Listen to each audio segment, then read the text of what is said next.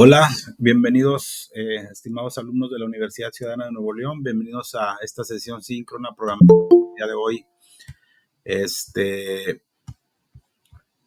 8 de noviembre del 2025. Le doy la bienvenida a Alberto González Hernández. Vamos a continuar con buenos días, vamos a continuar con nuestro programa, donde vamos a ver ya el último punto de esta unidad número 3, donde hemos estado viendo los temas de negociación internacional. Aprovecho para comentar lo siguiente, a ver si se pueden conectar algunos alumnos. Si no, en el caso que no sea así, esta sesión va a ser grabada para aquellos alumnos que no se pudieron conectar. Nuevamente, el lunes se abren las dos actividades que comentamos entre semana, una actividad de regularización y una de puntos extra, la cual va a tener fecha límite de presentación hasta el próximo día 23 de noviembre. Y también comentarles que ya está, como les dije, entre semana habilitada la tarea para que presenten la misma de esta unidad número 3 hasta el próximo domingo 16 de noviembre. Esta es la última sesión de aprendizaje que tenemos. Probablemente yo entre semana les vaya a mandar una nueva liga donde vamos a hacer un recordatorio de cada uno de los puntos que vimos en esta unidad número 3 y que esa sesión a lo mejor nos sirva ya prácticamente para despedir el curso y de ver un repaso general de lo que puede venir en la unidad número 3 y ya en el peor de los casos, pues ya prepararnos con los comentarios finales para la última parte de nuestro curso, que reitero, después de las semanas de regularización, viene lo que viene siendo nuestro examen final y en dado caso nuestro examen parcial para aquellos alumnos que no pasen la materia en la primera oportunidad, ¿ok? Voy a permitirme proyectar una diapositiva que es con la que hemos estado trabajando prácticamente todo el curso, que es la bibliografía que nos propone nuestra Universidad Ciudadana de Nuevo León. Vamos a continuar. Por favor, si alguno de los dos alumnos que está conectado me puede confirmar si se ve, por favor, para iniciar con la explicación. Va a ser una sesión rápida.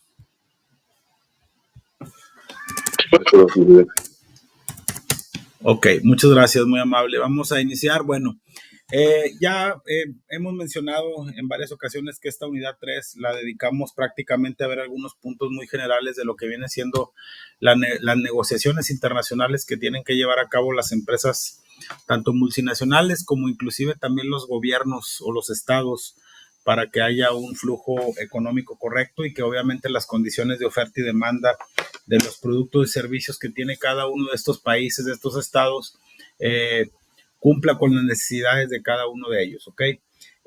Iniciamos al principio de esta unidad viendo por ahí algunos conceptos de lo que vienen siendo las famosas barreras no arancelarias. Definimos lo que es un arancel, cuáles son algunos conceptos básicos de esas barreras no arancelarias, cuáles son algunos ejemplos como las cuotas de importación, las licencias, etcétera, etcétera. Vimos ahí unos matices de cuándo se considera una barrera no arancelaria y cuándo puede considerarse una combinación de una barrera no arancelaria o una barrera que, aunque se diga no arancelaria, puede ser un arancel, etcétera, etcétera. Y mencionamos algunos ejemplos ahí básicos de cómo los gobiernos siempre buscan optimizar la producción nacional y obviamente algunas estrategias que ellos llevan a cabo para optimizar sobre todo la economía del país, ¿ok? Mencionábamos que dentro de todas esas negociaciones pues hay que considerar algunos aspectos económicos, fiscales, financieros, inclusive políticos, que tienen que llevar a cabo tanto las empresas como los gobiernos. Y posteriormente nos fuimos abocando al punto que vimos la clase pasada, que eran los acuerdos comerciales regionales, que a diferencia de lo que vienen siendo los acuerdos que dicta de manera muy general la Organización Mundial de Comercio, pues son un poquito más extensos. En el caso de los acuerdos emitidos o gestados por la Organización Mundial de Comercio, y en el caso de las barreras, de los acuerdos regionales comerciales, pues solamente tienden a ayudar un poquito más, o son acuerdos o sociedades que se hacen entre un grupo de países que tienen con el objetivo beneficiarse entre ambos. Mencionábamos que muchos de estos acuerdos comerciales tienen que ver con una cuestión geográfica. Mencionábamos el caso de Benelux, mencionábamos el caso de la Unión Europea, mencionábamos el caso de lo que viene siendo el Tratado de Libre Comercio de América del Norte, cuáles son las estrategias y los beneficios de cada uno de estos acuerdos comerciales regionales, para qué les sirven, cómo ayudan a que si algún país anfitrión quiere tener algún flujo económico con cada uno de ellos, pues obviamente darle prioridad a los que están agremiados en ese acuerdo comercial. Mencionábamos lo que era un mercado común, una aduana, una unión aduanera, etcétera, etcétera, etcétera. Entonces, todos estos conceptos forman parte de ese concepto global que es la negociación internacional. El día de hoy, y como último punto de aprendizaje, vamos a mencionar un concepto muy conocido o muy mentado o muy, que al menos han escuchado alguna vez, que es el famoso mercado de las divisas. Cómo los países tienden a realizar transacciones financieras, transacciones de emisión de deuda con otros países para poder hacerse de recursos y obviamente que exista ese flujo de capital. En específico, en esta clase nos vamos a abocar un poquito a lo que viene siendo ese mercado de divisas y vamos a mencionar lo que son las divisas y cómo benefician y algunos conceptos muy claves de las operaciones que se llevan a cabo dentro de este mercado de divisas. ¿Qué nos dice aquí la literatura? Que entre los factores que hacen la economía internacional una materia diferente se encuentra la existencia de distintas unidades monetarias nacionales. Nos pone el ejemplo que en los Estados Unidos los precios y el dinero se miden en términos del dólar. Hay que recordar que todas las naciones tenemos una moneda de uso común o de uso corriente para llevar a cabo el registro y la apreciación de nuestras operaciones financieras. Japón tiene el yen, Estados Unidos tiene el dólar, nosotros tenemos el peso, están las libras esterlinas, está el famoso euro, etcétera, y hay una infinidad de monedas que tenemos dentro del país y dentro del mundo, pero ni que obviamente eso nos ayuda a que haya un intercambio de divisas que ahorita vamos a ir mencionando. Un segundito, por favor. Permítanme, ok. ¿Qué nos dice también? Que el peso representa la unidad monetaria de México, ya lo mencionamos, mientras que el franco y el yen son unidades monetarias de Suiza y Japón respectivamente. ¿Qué nos dice? Que una transacción típica internacional requiere de dos compras diferentes. Primero se compra la divisa y en segundo lugar se utiliza para facilitar la transacción internacional. Supónganse que ustedes están en un área de logística, están en una empresa, están en una agencia aduanal, están en un área de importaciones, de exportaciones, de fletes, de embarques, etcétera, etcétera, etcétera.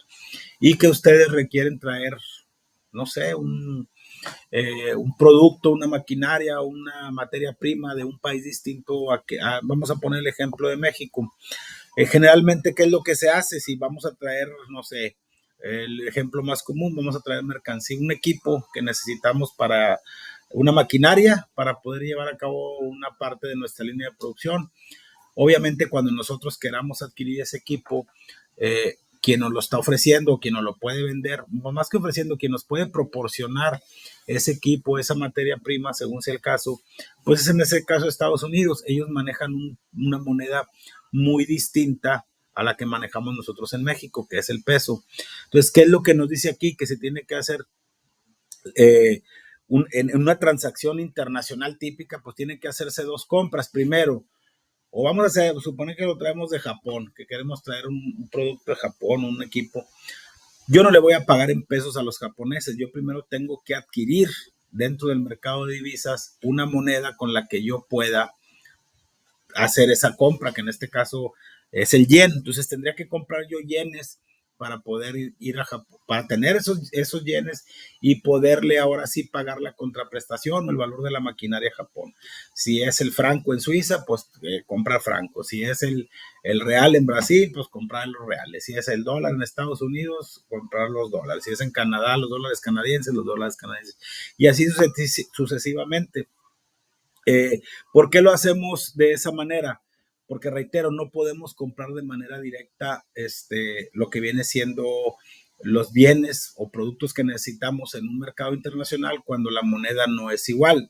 Si tuviéramos otro país en que también se maneja el peso y la economía fuera la misma, bueno, pues estaríamos hablando de otra cosa, pero pues obviamente en la realidad eso no sucede, ¿ok? En este capítulo, pues vamos a mencionar lo que viene siendo esa compra, ese mercado de divisas, esas transacciones, que son unos instrumentos de deuda, etcétera. Nos dice que el término mercado de divisas se refiere al escenario internacional en que los individuos, empresas, inclusive gobiernos y bancos compran y venden divisas y otros instrumentos de deuda. Cuando hablamos de compra de divisas, estamos hablando de, de moneda, de una moneda o de ciertos documentos con una moneda distinta al país de origen donde estamos adquiriendo, tanto quien vende como quien compra esa moneda. En el caso específico de los instrumentos de deuda, pues son todos aquellos instrumentos que nosotros nos comprometemos. Un ejemplo muy sencillo. Imagínense que nosotros queramos invertir en una, no sé, si el gobierno de Estados Unidos emite instrumentos de deuda para hacerse de recursos, nosotros podemos adquirir esos instrumentos de deuda a través de la compra de dólares y luego adquirir ese documento para poder que en un futuro me genere un rendimiento que es, por así decirlo, una inversión en el mercado de valores, donde yo estoy adquiriendo un instrumento de deuda, el cual me garantiza que durante un periodo de tiempo me van a regresar, o técnicamente así debería de ser, me van a regresar la principal o el valor de la inversión, más los rendimientos, intereses o la parte de ganancia que tenemos que tener, en el entendido que siempre hemos manifestado que el dinero pues tiene un costo y que siempre el que si yo invierto pues espero una ganancia, si alguien me presta un recurso, pues obviamente es como si yo emito un instrumento de deuda a través de la Bolsa Mexicana de Valores para hacerme de recursos, pues obviamente le tengo que pagar a esa persona que está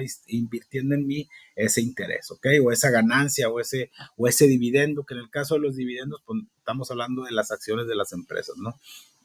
A eso se refiere lo que viene siendo el mercado de divisas. También dice aquí que solo una parte de las transacciones cotidianas en el cambio de divisas implica un verdadero intercambio de monedas. La mayoría, o sea, no es decir que te doy $1,000 y no. La mayoría de esas transacciones de divisas comprenden la transferencia de depósitos bancarios. O sea, ya físicamente es muy difícil que se haga eso. De hecho, siempre por eso es muy recomendable que cuando se vaya a hacer una inversión en un instrumento de deuda o se vaya a comprar una divisa sea ante las instituciones debidamente facultadas por cada una de las organizaciones que regulan las operaciones de los mercados de divisas. En el caso específico de México, lo regula el Banco de México a través de una institución que se le conoce como Comisión Nacional Bancaria y de Valores, que es la que se encarga de coordinar, regular y administrar todo el sistema financiero mexicano. Dentro de esa Comisión Nacional Bancaria y de Valores están todo lo que viene siendo los bancos, toda la parte del Banco Central, etcétera, etcétera, etcétera, para que precisamente haya una certeza en aquellas personas que pueden invertir en un mercado de divisas, ¿ok? A diferencia de lo que se pudiera pensar, el mercado de divisas es con mucho el más grande y mayor liquidez en el mundo. ¿Por qué es bien importante esto? Esto se presta mucho a la especulación. Hay que recordar que no confundamos la parte productiva de una empresa con la parte de divisas. Y eh, cuando hablamos de un mercado estamos hablando de un intercambio, ¿va? Eso hay que dejarlo muy claro. Entonces, también hay intercambio de recursos, por eso se llama mercado de divisas, ¿va? Yo voy a escribir necesito cierto tipo de divisa, pues lo compro. Si necesito cierto tipo de instrumento, lo compro. Si necesito hacerme de recursos, pues obviamente voy a emitir instrumentos de deuda que obviamente se cotizan en la Bolsa Mexicana de Valores, etcétera, en cada uno de los mercados bursátiles que existen a nivel mundial. Y obviamente es un mercado de mucha especulación. Cuánta gente también no compra acciones, no compra instrumentos con el fin de obtener un recurso, una ganancia, y al final de cuentas no obtiene nada. Entonces, por eso los financieros tienen que estar en constante revisión de los análisis económicos, las tendencias económicas, las fluctuaciones que existen, recordando que el mercado de divisas o los valores de cada una de las monedas de los países se pueden mover dependiendo de muchos factores. Imagínense que ahorita existiera un conflicto bélico en Medio Oriente con Estados Unidos o de Rusia con Estados Unidos. Todo eso impacta de manera que las monedas tengan una volatilidad que obviamente eso hace e impacta directamente en todas las transacciones del mercado de divisas, ¿ok? Entonces, no confundir. Aquí en México a veces tenemos, ahorita por ejemplo, no confundamos las divisas la compra de divisas reguladas y las no reguladas. Por ejemplo, en el tipo de las casas de cambio, están reguladas, obviamente tienen que estar registradas para que puedan operar como tal, pero hay que recordar, no confundamos, por ejemplo, vamos a decirlo así, nuestra operación más común es en dólares, porque aparte de que existen muchas monedas, muchas de las transacciones de los países, independientemente que su moneda no sea el dólar, la utilizan el dólar por la practicidad que tienen con las operaciones con otros países. Entonces, cuando nosotros vamos a registrar, por ejemplo, ustedes que van a estar en un área logística, compras, importaciones, etcétera, el Banco de México todos los días emite un tipo de cambio en comparación con el dólar. Ese tipo de cambio es únicamente y exclusivamente para registro de operaciones. ¿Qué quiere decir esto? Que si yo en mi empresa voy a comprar, no sé, maquinaria y voy a registrar el valor de la operación en dólares, tengo que utilizar en pesos, porque nosotros registramos en pesos, tengo que multiplicar el valor de los dólares por el tipo de cambio que emite el Banco de México. Y ese tipo de cambio es para registrar únicamente operaciones contables o financieras. Si en un momento dado yo solo tengo pesos y tengo que comprar dólares, pues ahí tengo que ver a dónde mando esa ganancia o esa pérdida cambiaria por la adquisición de los dólares, dependiendo cuando compre o pague la contraprestación de mi proveedor. Pero, ¿qué es lo que hacen muchas personas que se dedican al mercado de divisas, llámese personas físicas o morales debidamente reguladas? Estamos hablando de que estamos poniendo el caso hipotético de que todo está regulado. Si ustedes ven los tipos de cambio que aparece, por ejemplo, en los bancos, les aparece un tipo de cambio de compra de 18 y te lo vendo en 19. Pero si ustedes ven el tipo de cambio, a lo mejor en el diario oficial de la Federación dice 17.8. ¿Qué es lo que hacen ellos? Los bancos, las casas de cambio. Ellos lo que hacen es la ganancia en cada una de las operaciones es esa utilidad.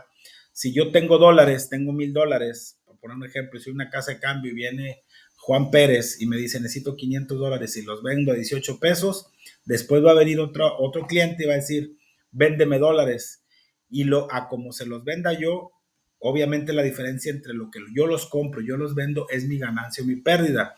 Obviamente ellos siempre están un poquito más arriba pues para obtener una ganancia, ¿verdad? Ningún negocio está como tal para obtener una pérdida dentro de sus operaciones, y en el caso específico de las casas de cambio y de la parte de los bancos que se dedica a la compra de las divisas, pues la idea es que haya siempre una utilidad, ¿ok?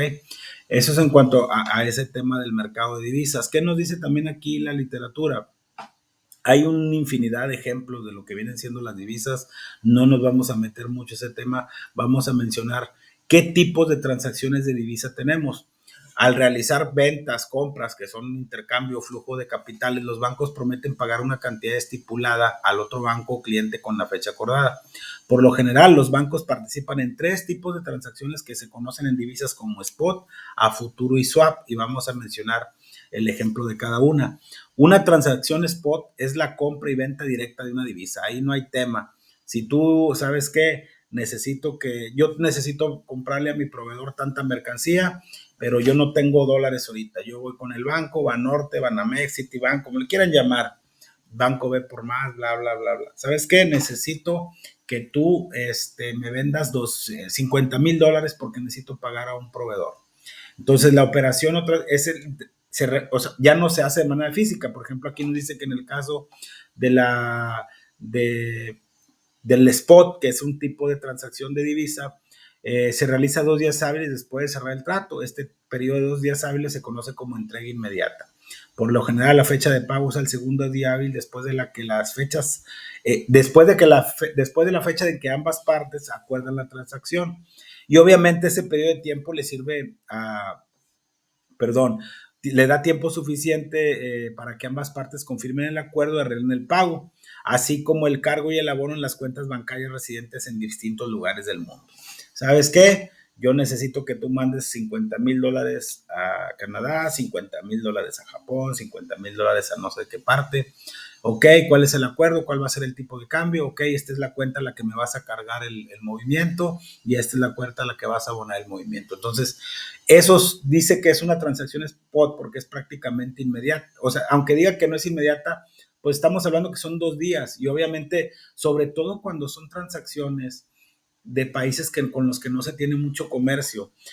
A un servidor hace algunos años le tocó todavía realizar operaciones, estamos hablando hace más de 20 años, en el que nosotros para mandar, por ejemplo, un envío de divisas a Eugene, Oregon, pues se tardaba inclusive hasta una semana, 10 días en que se le viera reflejado el movimiento al banco donde se iba a realizar la transacción. Yo trabajaba en aquellos años en una empresa que fabricaba tubería, que distribuía tubería y obviamente nuestros clientes eran en varias partes del mundo, incluyendo Estados Unidos, y esa es una transacción spot. Obviamente, si ustedes van con los expertos que son los bancos, ellos te van a hablar en un idioma mucho más fluido los términos de spot, a futuro, swap, etcétera, etcétera, etcétera, ¿ok?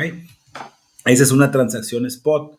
Después tenemos por ahí otro concepto que se le conoce como a futuro. Eso no tiene mucha ciencia, es cuando las dos partes acuerdan que en un futuro se va a realizar una transacción en la cual estipulan cuál va a ser el tipo de cambio, etcétera, etcétera. ¿Qué ventaja tiene este tipo de transacciones a futuro?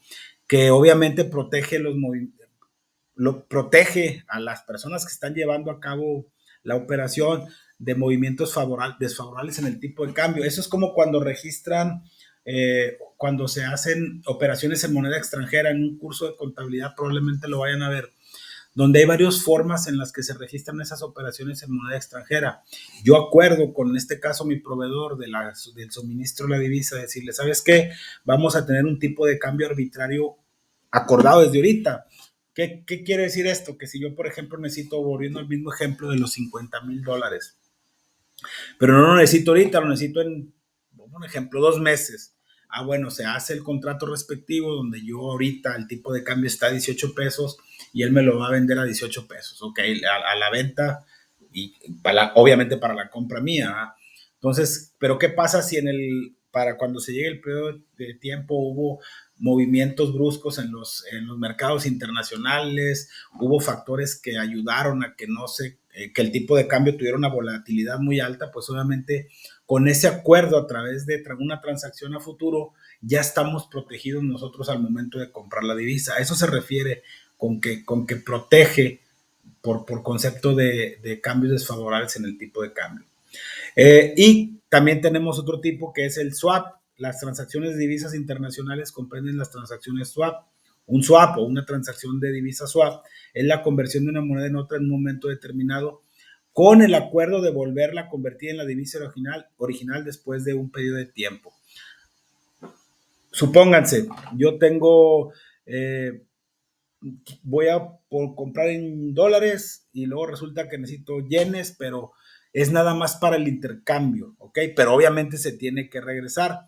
Los swaps ofrecen un mecanismo eficiente mediante el cual los bancos pueden cubrir sus necesidades de divisas para un periodo determinado y los bancos pueden utilizar una moneda durante un tiempo en lugar de otra que no se necesite en ese momento. Es decir, vamos a decirlo de alguna manera, yo ya tengo el compromiso de esa moneda, pero bueno, la quiero cambiar porque después y la tengo que regresar porque yo la tengo que utilizar para el acuerdo con el que yo ya me establecí, por decir de alguna manera, en un momento determinado, ¿ok? Esos son los tipos de movimientos de divisas. También tenemos otro tipo de operaciones bancarias como existen muchas, digo, hay diferentes instrumentos de lo que viene siendo las divisas. Todo esto está obviamente fincado en un mercado interbancario donde ocurre todo tipo de transacciones. De hecho, en la actualidad hay un caso muy sonado, no quisiera meterme en muchos temas porque no es tema de la clase. Hace poquito el gobierno de Estados Unidos, ya metiéndonos un poquito a temas de rastreo de dinero, porque como es el mercado más grande, que lo único que se ofrece es dinero, pero por ejemplo aquí en México tenemos una regulación en teoría un poquito fuerte con el tema del dinero y sobre todo cuando es en efectivo por el tema de la famosa unidad de inteligencia financiera, donde dice que los recursos, sobre todo la ley para prevenir ley federal para la prevención de operaciones con recursos de procedencia ilícita, es decir, operaciones vulnerables. Entonces, hace poquito aquí hubo un caso que le quitaron en México a varios bancos. El gobierno de Estados Unidos tuvo que intervenir porque estaban viendo que el intercambio de divisas o las transacciones que estaban registrando en el mercado de divisas provenían probablemente de un lavado de dinero, de recursos de procedencia ilícita. Entonces, vuelvo a lo mismo, como es un mercado muy grande, que lo que se ofrece es dinero, se tiene que cuidar mucho esa parte de lo que viene siendo el mercado de divisas, ¿ok? ¿Qué más tenemos? Te reitero, todo esto ocurre dentro de un mercado intercambiario. ¿De qué manera los bancos obtienen utilidades en las transacciones de divisas? Esto ya lo mencionábamos ahorita. Tenemos el tipo de cambio de compra, que se refiere al precio en el que el banco está dispuesto a pagar por una unidad de divisa. Yo ahorita tengo $1, por poner un ejemplo, y voy a Banorte y le digo, ¿sabes qué, banco? Necesito que me compres este dólar. Ok, te lo compro a 17 pesos. Pero luego existe otro tipo de compra, otro tipo de operación que ellos realizan, que es la venta, y luego va Juan Pérez y le dice, oye, necesito $1. Ah, ok, nada más que a ti, Juan Pérez, Israel me lo vendió a 17, yo te lo voy a vender a ti a 19 pesos. Entonces, por cada dólar o por cada venta de divisa de $1, considerando ese ejemplo así sencillo, el banco se va a ganar 2 pesos. Imagínense que fueran $2 millones lo que el banco me compra a mí y luego se lo vende a 19, esos mismos $2 millones a otra persona. Pues obviamente ahí ya tiene un famoso spread, que es el margen entre un tipo de cambio y la otra, ¿ok? Es decir, ¿qué es lo que les mencionaba? Que es lo mismo que hacen las casas de cambio. A diferencia de los bancos, las casas de cambio tienen un tipo de cambio un poquito más amigable y más apegado a lo que es la realidad. ¿Por qué?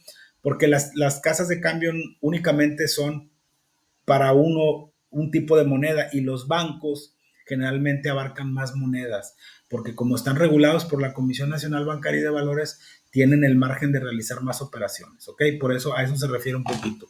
Esos son los dos tipos de cambio que se manejan en los mercados de divisa, ¿ok? ¿Qué más tenemos de este tema del mercado de divisas? El tipo de cambio. Bueno, el tipo de cambio no es otra cosa que el precio de una moneda en términos de otra. Y aquí ya nos metemos un poquito a temas un poco más de economía. Cuando se hacen las revisiones económicas de los países para la forma en la que se determina el valor de su moneda, se hace en comparación con los indicadores del país, pero en relación, ¿cómo medimos cómo está la economía de un país en comparación a otra? Es bien sencillo, imagínense. Si nosotros queremos comprar $1, vamos a poner un número seco, $1. Yo tengo que poner 18 pesos. Si lo vemos de un punto de vista así, regla 3 simple o de manera directa, la economía estadounidense es 17 veces mayor a la de nosotros, porque para yo poder comprar una sola unidad de su moneda, yo tengo que pagar 17 veces más la unidad, ¿verdad? Si fuera igual que $1 costara igual a $1, pues no habría ni migración ni habría muchas cosas, porque en teoría la economía sería más pujante. Aquí también hago una aclaración un poquito que para que no haya confusión, porque como tal no es una materia de economía, pero es importante que la conozcan. Hay una diferencia muy grande entre ser un país con crecimiento económico y un país muy grande, o más bien dicho, hay dos conceptos, uno que es crecimiento económico y otro que es desarrollo económico. Estados Unidos es un país con un crecimiento económico muy grande, es un país que tiene, pues es la economía más grande del mundo, pero si ustedes analizan el concepto de desarrollo económico, eso va más enfocado un poquito al desarrollo individual de las personas, no tanto como país.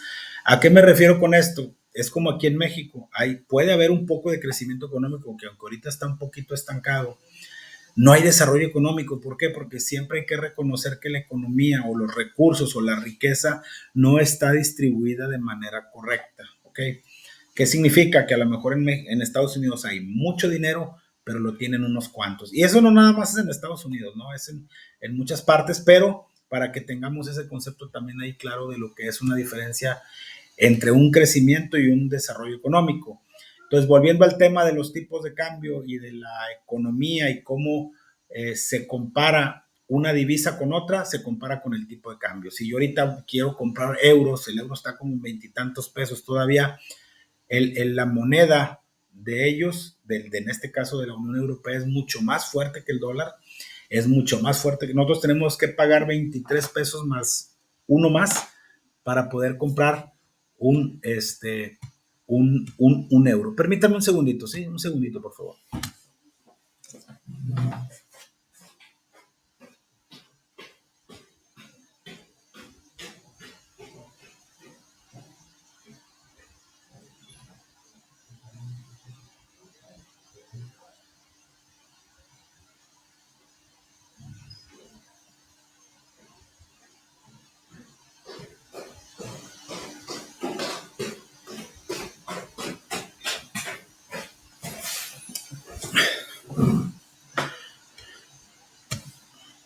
Una disculpa. Entonces, a eso se refiere el tipo de, cuando hablemos de un tipo de cambio, ¿ok? O sea, la comparación de una moneda con otra y las unidades con las que se tiene que comprar esa unidad en comparación con la operación que vayamos a llevar a cabo.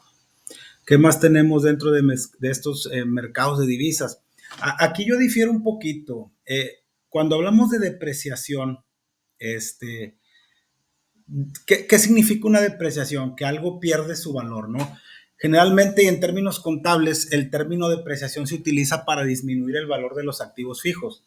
Si ustedes compran un carro, pues obviamente se va depreciando, pierde su valor con el paso del tiempo, desde el punto de vista contable. Probablemente desde el punto de vista mercado no lo pierda todo, pero obviamente ya no va a ser, y de hecho es una muy mala inversión un vehículo nuevo, ¿no? Y en el caso específico, aunque aquí dice depreciación, yo más que depreciación lo vería como una devaluación. ¿Por qué? Porque, ¿qué dice? La depreciación de divisas significa que se necesitan más unidades de la moneda del país para comprar otra unidad de otra moneda. Y cuando tenemos una apreciación, es cuando significa que necesitamos menos unidades para comprar esa moneda. Por ejemplo, los dólares. Ahorita, pues obviamente estamos depreciados en comparación. El valor de nuestra moneda está muy depreciado en comparación con el valor del dólar. Pero ¿qué pasa si por condiciones económicas llegase a ver que llega un momento que compremos con 10 pesos un dólar? Pues vamos a tener una apreciación. ¿Por qué? Porque se está disminuyendo la cantidad de, de unidades de la moneda para poder comprar esa moneda o y hacer la operación de la divisa, o sea, el intercambio de divisas. Entonces hay que considerar eso. Aquí dice depreciación y apreciación, yo le llamaría revaluación y devaluación, pero sin embargo cualquiera de los conceptos es correcto, ¿no? A eso se refiere cuando una moneda, no sé si han escuchado también en las noticias que de repente dicen es que se depreció el valor del yen por la caída en los mercados bursátiles, a eso se refiere con esos conceptos, ¿ok? Tipo de cambio cruzado, pues una combinación de ambas, no le veo mucho tema. Mercados a futuro y de futuros. Cuando nosotros ya vimos el caso de lo que viene siendo los intercambios de divisas spot, que es cuando compramos y vendemos divisas para entregarlas de inmediato o 2 días de diferencia, o en el futuro, el mercado futuro forward, que significa que van a regresar, ¿no? En el intercambio de divisas también se puede realizar en el mercado de futuros. En este mercado las partes acuerdan tipos de cambio, ya lo vimos, y establecen tipos de cambio aplicables de forma anticipada o arbitrarios en que cada uno se pone de acuerdo. El mercado a futuro o forward se distingue, en que solo se intercambia con una cantidad limitada de divisas. Además, el intercambio tiene lugar en cantidades contratadas, estandarizadas y una ubicación geográfica específica. O sea, no se vale de que ahora mándamelos para allá y que si yo ya acordé que son, no sé, el valor de la operación va a ser de $50,000 a un tipo de cambio de 18 para que sean enviados a Japón. No se vale que el día de mañana me digas que sean $100,000, me respetes ese tipo de cambio, encima me los mandes a Londres. ¿Okay? A eso se refiere con la característica que debe tener el mercado a futuro o forward. ¿Ok? Otro mercado es el mercado monetario internacional de la Bolsa Mercantil de Chicago, que eso también ya es un mercado muy específico y es una extensión de los mercados mercantiles a futuro en los que se compran y venden cantidades específicas de trigo, maíz y otras mercancías para su entrega futura en fechas específicas, obviamente mediante intercambios de divisas, ¿va? Eso es en cuanto a esos tipos de operaciones de mercados de divisas. ¿Qué más tenemos? Opciones de divisas. Una opción es simplemente el acuerdo entre un tenedor, o sea, un tenedor y un suscriptor, vendedor, comprador y tenedor, que da el tenedor del derecho, pero no la obligación de comprar o vender instrumentos financieros en cualquier momento hasta una fecha específica. Es una opción. A final de cuentas, tiene que haber un acuerdo, ¿no? Para que pueda haber una transacción, tiene que haber un acuerdo. Las opciones de divisa dan al tenedor de las opciones el derecho a comprar o vender una cantidad fija de divisas a un precio previamente establecido. Eso es muy importante. Dentro de unos días o un par de años, el tenedor de las opciones puede elegir el tipo de cambio que desee como garantía, así como la duración del contrato. Las opciones de divisas se han utilizado en empresas que buscan protegerse contra el riesgo de los tipos de cambio, así como especulaciones. Ahorita les mencionaba el tema de las especulaciones, que hay que tenerlo ahí bien, bien presente, ¿sale? ¿Qué más tenemos? Hay dos tipos de opciones de compra de divisa. Una opción es la call option, que da al tenedor el derecho de comprar divisas a un precio específico, mientras que una opción de venta da el derecho, otorga al tenedor el derecho de vender divisas a un precio específico. Ahí no hay mucho tema. El precio al que se puede ejercer la opción, es decir, el precio que se compra o se vende la divisa, se conoce como el precio del ejercicio, precio pactado o strike price, como le menciona ahí la literatura, ¿ok? La demanda de divisas se deriva de varias cosas o de varios elementos de crédito en su balanza de pagos, recordando que la balanza de pagos son tanto los pagos por importaciones como los pagos por exportaciones, y en base a ese diferencial es la demanda de divisas que va a tener un país o un estado. Imagínense que nosotros aquí en México, por ejemplo, en el caso específico de nosotros, que en México, que tenemos una balanza de pagos negativa. ¿Por qué la tenemos negativa? Porque importamos más que lo que exportamos. ¿Qué significa eso? Que yo como país requiero más divisas para poder hacer frente a mis compromisos. A eso se refiere qué tanto es la demanda de un país en comparación con su balanza de pagos, ¿sale? Eso está muy sencillito. La oferta de divisas se refiere a la cantidad de divisas que ofrecen en el mercado a distintos tipos de cambio, mientras todos los demás permanecen constantes. Eso obviamente va a existir siempre en cada uno de los mercados. Eso es algo que no se puede regular. Cada quien va a elegir cuál es su opción adecuada dentro de ese mercado de divisas, y la oferta ahí está. Es como cualquier otro producto, cualquier otro bien, cualquier otro servicio. Caso de los carros, pues ahí está la oferta de los diferentes, ¿cómo se llama? Marcas de vehículos que existen en el mercado. Pues cada quien va a elegir la que mejor le convenga en cuanto a condiciones de precio, calidad, etcétera, etcétera. Hay que acordarnos de algo. Estamos en un tema de negociación internacional y tiene que haber un acuerdo, pero hay que recordar algo. Siempre toda la economía, por más simple que parezca, siempre se va a mover en base a dos factores, así como las empresas. Las empresas están creadas ¿por quién? Por socios que tienen un objetivo común y tienen socios comerciales que son proveedores y clientes. Eso ya lo hemos visto. ¿Quién me suministra los bienes para revenderlos? ¿Quién me suministra los bienes para transformarlos y luego venderlos? En el caso específico de los países o de las ofertas de divisas, es el mismo caso, pero toda la economía se basa en algo que se llama oferta y demanda. ¿Por qué existen las empresas de carros? Porque existe demanda de carros.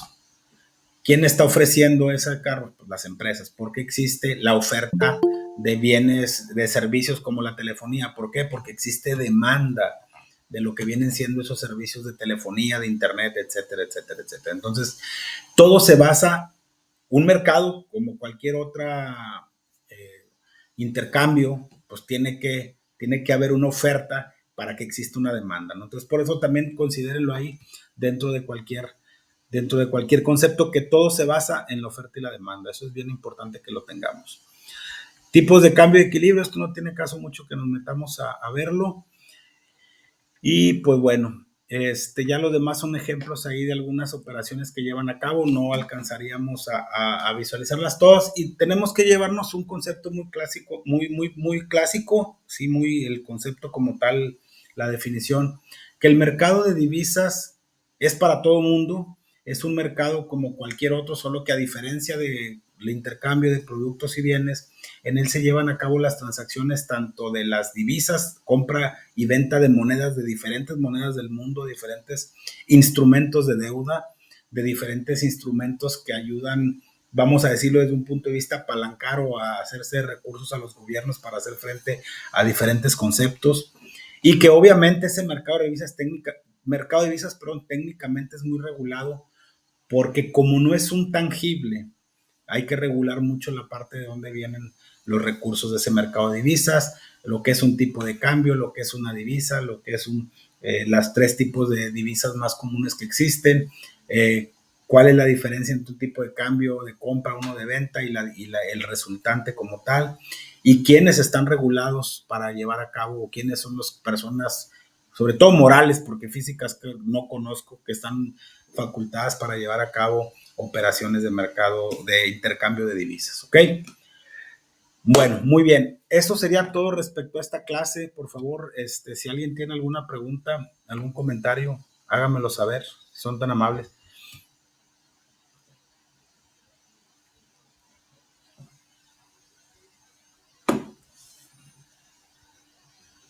¿Alguna duda, alguna pregunta? ¿No? Bueno, miren, aprovecho así muy rapidito. Yo creo que mañana o el lunes les voy a estar por ahí mandando una liga. No me gustaría que fuera hoy la última sesión síncrona porque todavía me gustaría tener una última sesión de al menos unos 15, 20 minutos para hacer un repaso muy general de lo que va a ser eh, nuestro examen final, que es de la unidad número 3, para que ustedes pues obviamente se preparen, obviamente todo va a venir de esto y pues darle una pues despedida formal a este curso de contabilidad, de contabilidad, de contexto económico. Aprovecho nuevamente para ofrecer una disculpa por las condiciones laborales de un servidor que me hizo que este tetramestre fuera demasiado atípico en cuanto al cumplimiento de los tiempos de lo que vienen siendo las sesiones que generalmente debieron de haber sido los miércoles a las 8, pero entre temas de auditorías, entre temas financieros y entre temas de muchas cosas me impidieron estar en tiempo y forma, pero tratamos de siempre cumplir con lo que viene siendo el programa y las sesiones que nos pidieron para cada una de las unidades. Les vuelvo a repetir, por ahí algún alumno ahorita puso que si no se han evaluado, no, de hecho las voy a empezar a evaluar el día de mañana, Jesús. Obviamente ya las voy a empezar a evaluar porque si tú, por ejemplo, ya cumpliste con tu unidad 1, unidad 2 y tu examen y ahorita ya te evalúo tu unidad 3, tú ya vas a saber cuál es tu calificación previa a tu examen final. Si ahorita, por ejemplo, recordando que la calificación es 6.5, la mínima probatoria, vamos a suponer que ya con tus dos actividades y tu examen parcial y tu unidad número 3 ahorita tenga 6.4, pues ya presentando el examen final y sacando una calificación moderada, pues tranquilamente vas a cursar, vas a aprobar el curso. Entonces, por eso me interesa mucho ya empezarlas a evaluar. Yo creo que empiezo a evaluarlas hoy o a más tardar mañana para que los alumnos que ya las presentaron las tareas, pues ya puedan más o menos darse una idea de cómo va a ser su calificación a la espera de lo que viene siendo el examen final. Y obviamente para aquellos alumnos que no la han presentado todavía la tarea, porque acuérdense que esta tarea era en equipos, por ahí alguien me preguntaba entre semana si se podía hacer de manera individual. La idea es que fuera al menos entre dos personas y si no, hágala individual con una simulación con otra persona, pues para que sea más apegado a lo que nos marca ahí lo que viene siendo la tarea, ¿ok?